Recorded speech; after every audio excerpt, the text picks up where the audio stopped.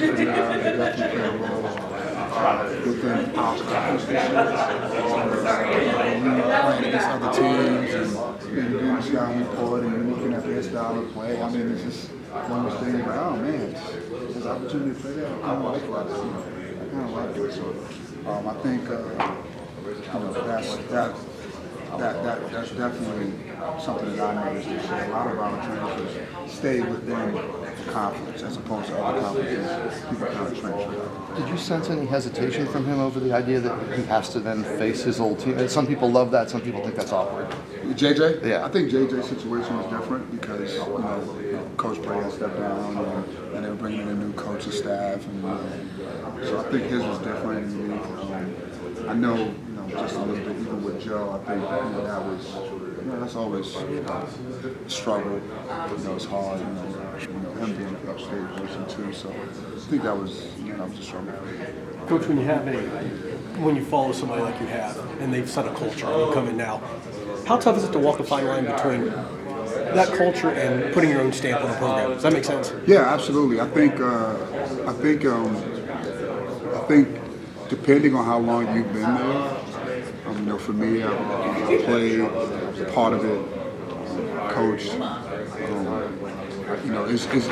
It's certain things that I catch myself, trying not to replicate, or certain things that I want to replicate. Again, when you talk about cultures, it's really about who you are, what you believe in, and it's something that you don't have to think about. It's something that should align with who you are as a person. And there's a lot of similarities, me and Coach. That are similar. That's why I play for him. Certain things like that, but it's also some things that that I've added that I think is important and is Coach, you go for pro and cons to bringing in a new style of system. Something good, something bad about it. Obviously, the ACC is very competitive. So, how do you feel about bringing on a whole new style? I don't feel. I think for Syracuse, the biggest change, like I said, comes on the defensive end. But again, we still have it.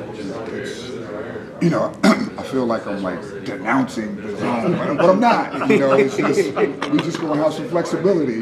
We just gonna do some things differently. Again, so some teams most teams probably they probably excited about it. Some teams are like, shit, I wish they stayed in the zone. Again, we got to figure that out. But it's a weapon that we have. Again, it's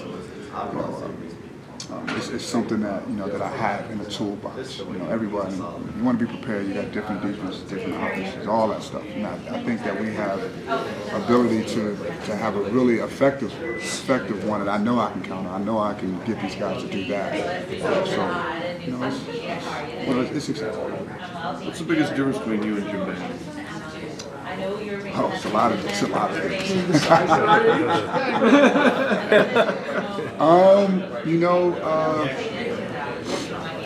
I think I probably would say in the last, and I've seen him do this, it's not that he didn't do this. I would probably say just the relationships with the players, a little more communication, the dialogue a little bit. And again, sometimes I understand the difference. But I'll probably say just the dialogue.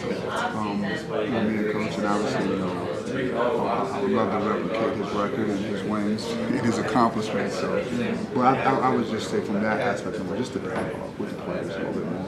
Commissioner Phillips alluded to this during his session earlier about the league's need to schedule better and more assertively and ambitiously at the non-conference. How much of your non-conference schedule was set even before you got the job, and then with whatever input you had, what were your aims?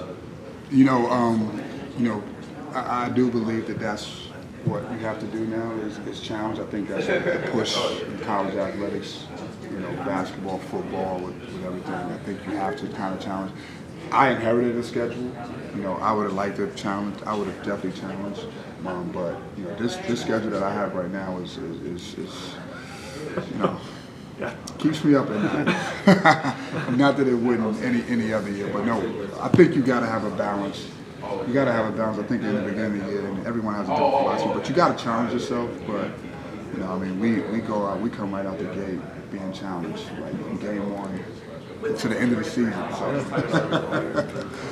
but I think you do have to, you know, challenge yourself and see where your team is at and give your team a chance, because you just never know what your other teammate, you know, when you get into conference play, you just don't know where everyone is at.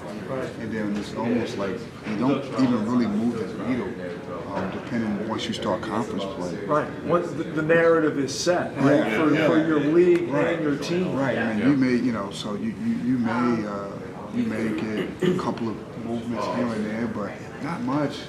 You know, and it puts a lot of pressure, you know, going towards the end of the season in the tournament. I think you got to just, like anything, you got to have a balance. Has there been much discussion among the coaches about the addition of the 3 schools growing the league to 18? And then what should the conference tournament look like? Jim was saying that he doesn't think it should be all 18 teams. It's going to be too big. Yeah, well, I haven't. I've been worrying about my team this year, so I can't get ahead. But I haven't had any discussion or much thought on it right as of right now. But I'm sure those discussions and those thoughts will start taking place once the season is over with. You know, for me at least. Do you know much about Cal, Stanford, and SMU basketball? You know, I know some of the coaches, some of the assistant coaches, and you know, obviously I watched it because of Mike Hopkins. You know, last couple of years of being out there, so any chance I got to watch him, I know Cal. They've always had, you know, pretty good basketball teams. And I know Stanford is, they have history of twins and being competitive. So I think all good basketball additions. And I don't know how they've been as of late, but I know they have some history, tradition there, and obviously SMU. Don't know that much, but I'm sure they will benefit from that. So if you, from a scheduling standpoint going forward, when you do have your full schedule, do you anticipate leaving New York before Christmas? Yeah. No, not leaving New York. I'm going down to New York. I mean, I'm gonna stay in the state. I'm just going to get up and go down to New York. You know, we'll challenge ourselves again. Whenever you know, constantly looking at how you can improve your scheduling and giving people an experience, giving our players an experience, giving our fans an experience. So we'll try to do some cool things going forward. Look at some interesting matchups if it works. Coach, you went through the process as a player, associate head coach, now a head coach. How have you seen recruiting change in the era of the transfer portal? It went from communicating a lot to non-stop communication, non-stop recruiting. Like it never stops.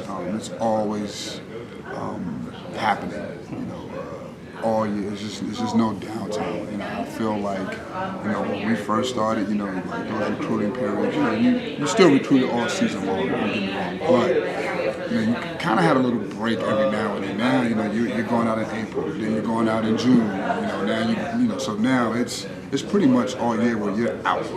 And with the transfer portal after the season and stuff, how do you recruit? I mean, do you watch film of other schools and all that type of stuff during the season to kind of get a head start on the process, or kind of how do you handle the portal side of recruiting? Well,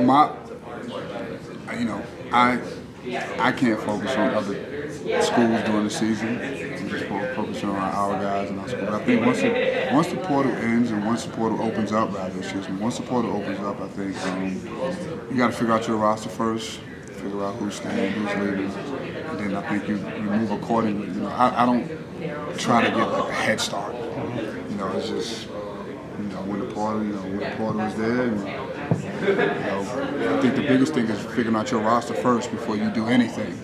You know, because now you start doing that, you may lose someone that may feel like Man, I thought we were good. So I think, I think it's the timing, I think it's the patience, I think, but I mean, again, once it's out there, I think you do, as a staff, you have to look at who's in the portal, then you do start breaking down and seeing what you think your team may need or may not need. What your team may need or what your team may lose. I think you go from there. You walked into the Dome countless times. What's it going to be like when you walk in as the head coach? Good question. Don't really know. I like to think I would walk in like those 1,000 times before, but I'm sure it probably won't be at some point. I don't know if it'll be the first game. I don't know if it'll be an exhibition game. I don't know if it's going to be the first. At some point, I'm sure it'll kind of really sink in. Well, are you going to be the last guy out with your music? With your, Working on that. Working on that. You're working on walkout music? We'll see. We'll see. I'm anxiously awaiting what's going to happen with your walkout music. You're going to be the last one out? I hope you are. I don't know if I can stay. I don't know if I can sit in that long, but I'll try. I'm not sure yet. Let's take a question about man-to-man defense and how, because all the players have said you've been spending a ton of time on defense. You've been spending a ton of time practicing man defense. Why are you laughing? Because it's true, right? I mean, and what kinds of things are you trying to emphasize during these man-to-man defensive sessions? I think when you start introducing something that you kind of you want to break it down and you want to give them. It's funny. Technique is good, but I think you got to give them concepts of what the philosophy is. And it's funny. I feel like I spent more time doing that than actually get the technique part of it.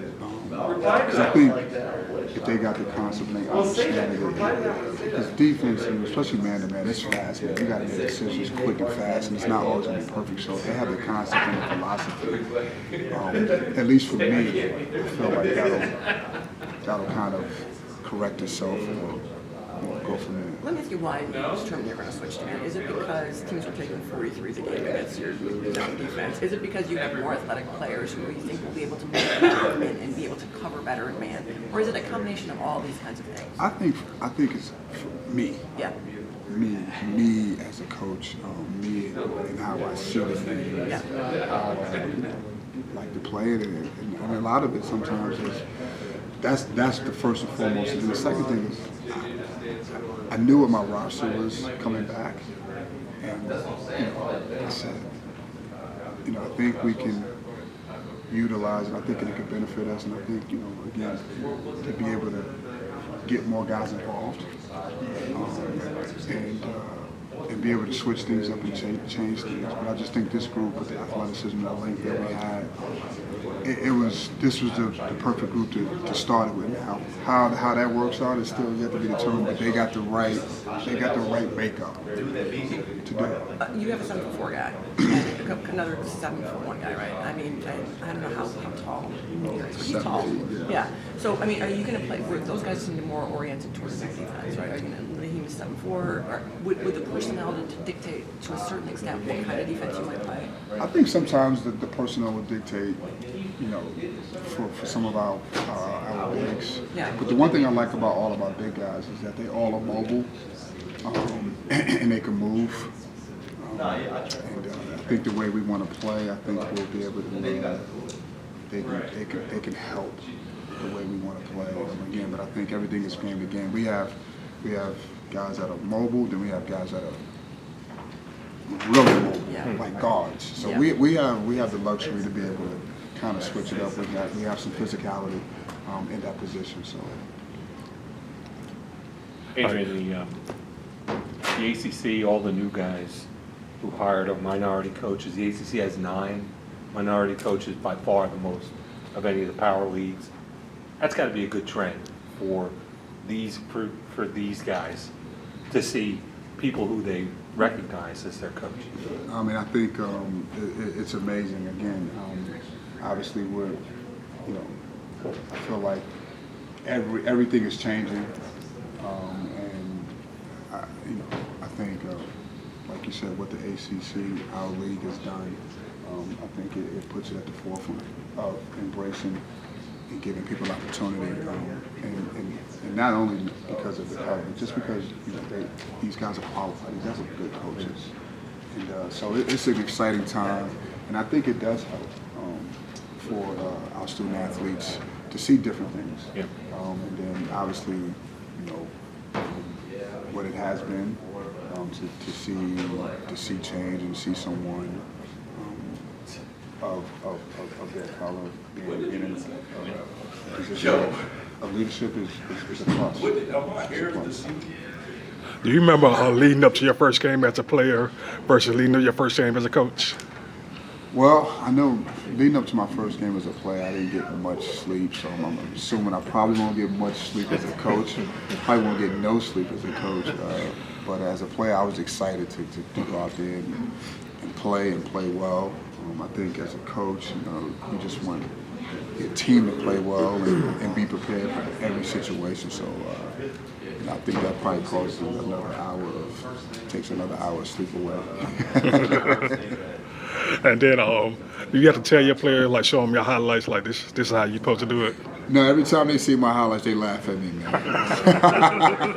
Yeah, there they go. That's it right there. Yeah. That's how they have no games. So no, again, I don't talk about myself. I have a ton of respect for these guys, these players, the way they play. The game is different. Athleticism is different. Just everything is different. So, I get away from trying to throw comparisons out there. Like we watch, sometimes in the morning we eat breakfast and they have some old NBA games on, some old college games. We got guys out there like the 3-point is like fourth quarter 5 for 12. It's just like whoa. Everybody's driving the ball. So they go, Coach, yeah, Aaron was terrible. Are they shoot from half court? Huh? Are they shoot from half court? Nah, we don't have anyone shooting half court yet, but they get out there pretty far. I was going to say, I don't know that a lot of you guys would want to go up against Adrian Autry. No, in his prime in college. No. They would. I probably would foul them out, especially the guards.